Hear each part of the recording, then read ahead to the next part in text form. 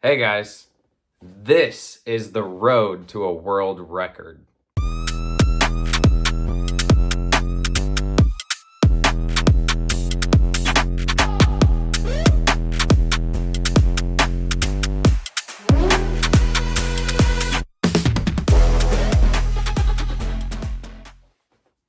I also wanted to come on here and say thank you for the overwhelming support. Starting a YouTube channel is not easy, and I'm learning from the get-go that it's very, very tough, but I think we're all going to get through this and it's going to be good. Stay tuned.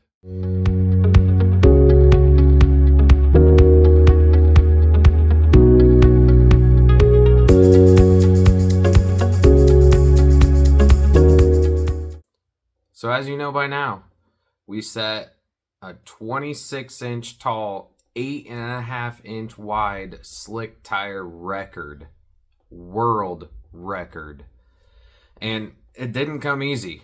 Going into it, there wasn't really any plans to do it. Small tire racing around me had just gotten a little boring, and I wanted to try something new and challenging, and this was it. A few of the cars I tune have been racing on these, so I had a little bit of data, but it didn't help us in any bit of way. First pass off the trailer wasn't very good. Shook the tires, just something crazy. And from there on out, it wasn't easy either. As you see in these pictures, I didn't change anything on the car, which was very, very dumb. I mean, there's lots that I see now I should have changed, but I didn't know what I wanted to do with this 26-inch tall tire, 8.5-inch wide. And it really surprised us. The wing that you saw was just something that I was going to go out and try. It wasn't that I did it because of the 26-inch tire thing. It was just something I wanted to try.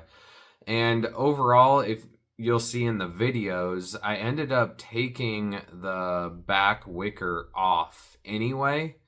It was clearly very aggressive. So, finally, a full pass to the eighth of a mile without shaking the tires, nothing crazy. 4:46. Now, I didn't mention this earlier, but the prior record was a 4:63, I believe, or a 4:60. And so, beat that by quite a bit. Going this fast, it's really tough to go faster. So going from a 460 to a 446 takes quite a bit. And as you see, pretty slow 60 foot 120 and slow to the 330. But third pass of the day, we already broke the world record. And this was our first day also. We were gonna stay Friday and Saturday, and from here on out, the rest of the day, I didn't get many videos. Obviously, wasn't expecting to do YouTube videos. Come on. And so the rest of the day, didn't make it down one time. Shook the tires every run. This was the only run we made it down on Friday. All the other ones, shook the tires. So like I said, this 26-inch thing is not easy. But let's see what Saturday brings.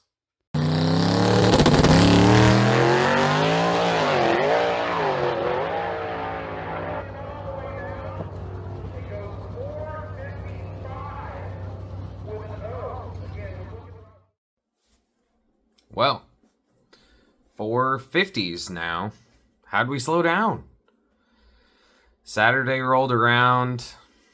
I was real discouraged with shaking the tires. I'm not gonna lie. I'm normally not a guy that will go out there and spin or mess up or anything, really. I like to make it down the racetrack, whether it's fast, slow, in the middle, whatever. Making it down the racetrack makes for a good time, and spinning the tires doesn't. So I ended up thinking overnight about what I should do to make the car more consistent, because Friday netted us one full run out of 7. 7 runs I made on Friday, and I only made it down the racetrack one time. I made it down the racetrack, but I didn't make it down the racetrack like fully under power, like I lifted and whatever. But so Saturday, I had to do something different, and without changing the converter or the rear gear, which was what's really needed with this short of a tire, I went ahead and just added some more weight to the back and went with it. But as you can see from that last video, it is a wheelie monster.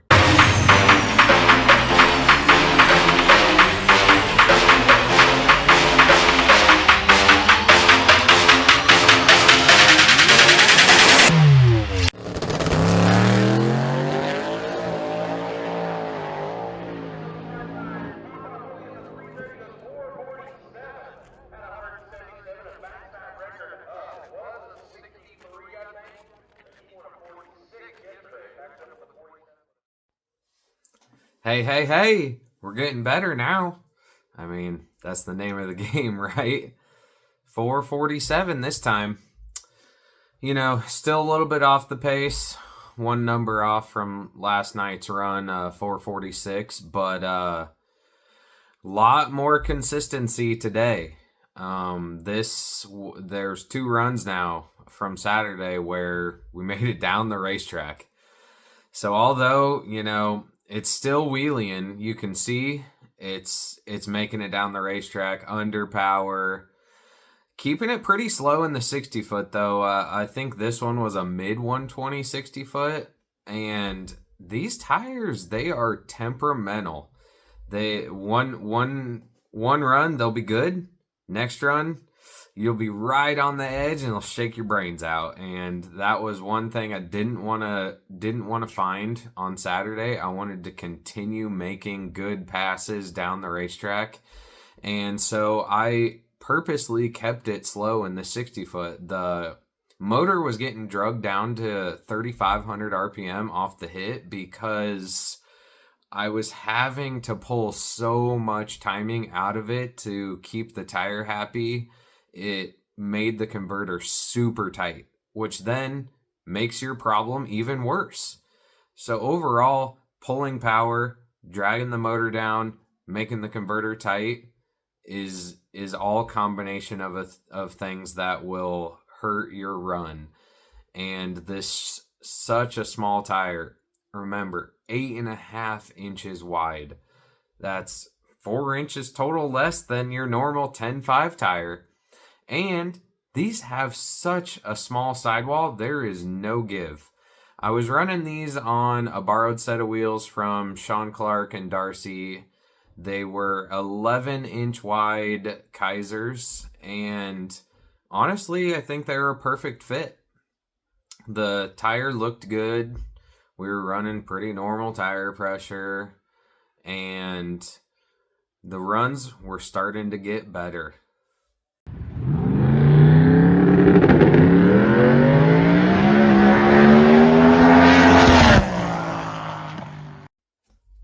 Another good consistent run there, and sounded like it hit the rev limiter at the top end. I mean, I know it did, but I was having the lockup come on, and I started to bring it in sooner and sooner to try to alleviate that, but it was still running out of gear. And this was later in the year in October, right before Halloween, I think it was. And I've got quite a few runs on the rod, so I didn't want to do anything dumb like turn up the rev limiter and just break a rod over chasing a record, you know. So I kept it where it was at around 8,500 and just lifted early. Honestly, in these last half of the runs, you'll notice hitting it sooner and sooner, and as you can see, the mile an hour is going to go up and up. Figure out why he's such a good street racer. 2-ball flip.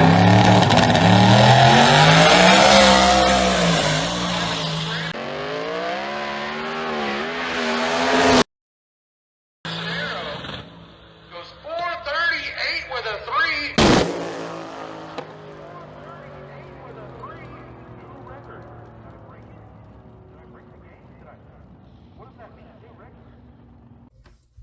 Well, that is how you set a world record and continue improving pass after pass.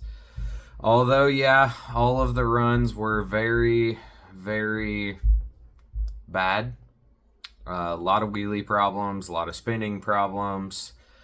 That's what you get with a tire like that. It's so small in every sidewall, tread width, height. It's not easy, but I enjoyed the challenge. I do look forward to trying to do better. Supposedly, there are some radial cars out there that go 1.0s and 437. So, only one number better than a no prep car on slicks. And really, I think I can do a lot better. I just need to put more effort into it. Change the converter, change the rear gear, get the motor in a much happier spot off the line, and the 60 foot is going to go down tremendously. Going 120s to the 60 foot is super slow for this car, and I just kept it slow so I could keep it consistent. I wanted to continue to improve getting down the racetrack. That last run, as you'll see, went 2s in the 330, which is pretty hard to do with a slow 120 60 foot. And power was coming in so fast. That's why it power wheelies. If you're too slow down low, it's always going to power wheelie through the middle. But we made it down the racetrack. 438, 180 miles an hour, which pretty good. I mean, I was happy. I don't know what you guys think, but I think it's pretty cool. It's a fun thing to do when I was bored with small tire racing. Racing around here was just kind of boring, and racing the same cars over and over. I mean, it's the same everywhere, honestly. And here we are. I am so happy that you guys watched the video to the end. I have spent so much time just doing little dumb things for getting this video. Obviously, there was a lot of commentary like this because I filmed these passes without the intent of making a video out of it. And so I had to add little commentary here and there. And I think it helps. I like listening to some techie advice. Let me know what you guys want to see in the future. If you like to see data logs and stuff like that. I mean, I did insert one clip that I posted on Facebook, taking it down to single digits timing and stuff. But if you guys want to see me screen record my laptop or something like that, keep me posted. Otherwise, I'll probably do a couple more videos with using old footage like this until racing starts get going again. But that's okay. Hope you guys like it. Thank you.